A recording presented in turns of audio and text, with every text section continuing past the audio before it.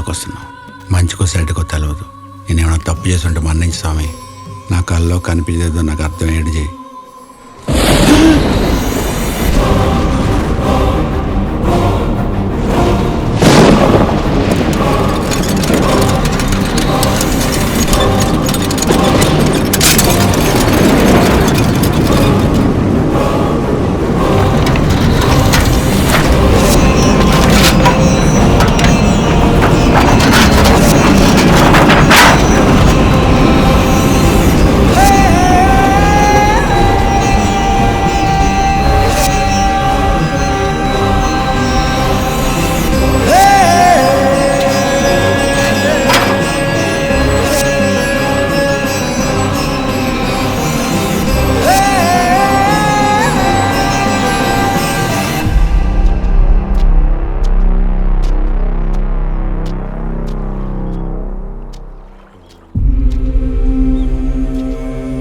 పెద్దనాన్న, ఏమిరా చాలా దినాలకు వచ్చినావు, మంచిగా ఉన్నావా?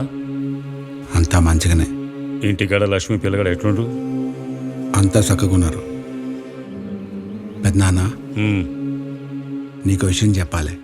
చెప్పరా. నాకేమైందో తెలుస్తలేదు. నెల రోజుకెళ్ళి అంత ఆగమాగమవుతుంది. మన ఊర్లో మూసేసిన గుడి ఉంది కదా, అది రోజు కల్లోకి వస్తుంది. ఆ కల్లో ఏమేమో కనిపిస్తున్నాయి. పెద్ద పెద్ద పాములు, బంగారు విగ్రహాలు. నాకు సగగా చెప్పని కూడా వస్తలే. ఆ గుండెని రమ్మని పిలుస్తున్నాడు అనిపిస్తుంది. ఇందాకే గుడితానికి మొక్కనికి పోయినా ఆడ జరిగింది చూస్తే అనిపిస్తుంది. ఆ గుడిలో ఏదో ఉంది పెద్దనాన్న. అరే కుమ్రి, కంగారు పడకు. గవన్నీ కళలు మాత్రమే, నిజాలు కావు. గసంటువన్నీ పెద్దగా పట్టించుకోకు. రోజు గా గుడి దిక్కుపోతున్నావు కదా, కళ్ళలోకి వచ్చిందంతే.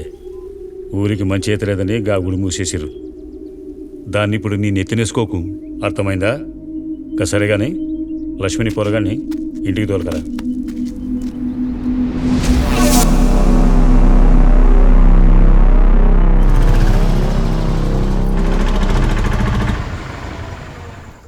మస్తు ఆకలి అవుతుంది, అన్నం పెట్టవే.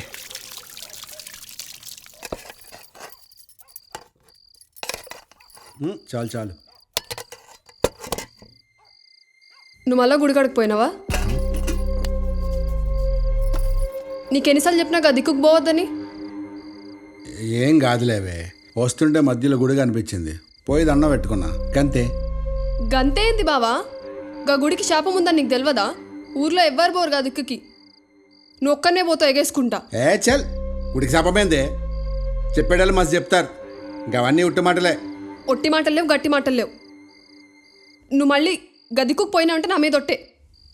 సర్లే, మళ్ళా పోను తీ. ఆకలి అవుతుంది, అన్నం పెట్టు.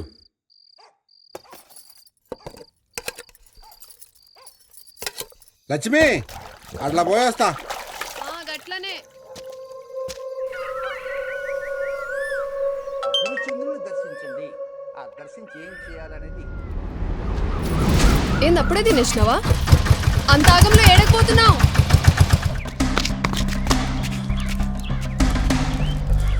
పెద్దనా, ఏంది జల్ది రమ్మన్నావు?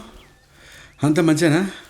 రేయ్, మొన్న నువ్వు గా గుడి గురించి మాట్లాడుతుంటే మీ నాయన సావి యాదకొచ్చిందిరా. మనం పూజలు నేర్చేటిది, పాణాలు ఇడిచేటిది గా గుడి గురించి. ఏంది పెద్దనైనా నువ్వు చెప్పేటిది?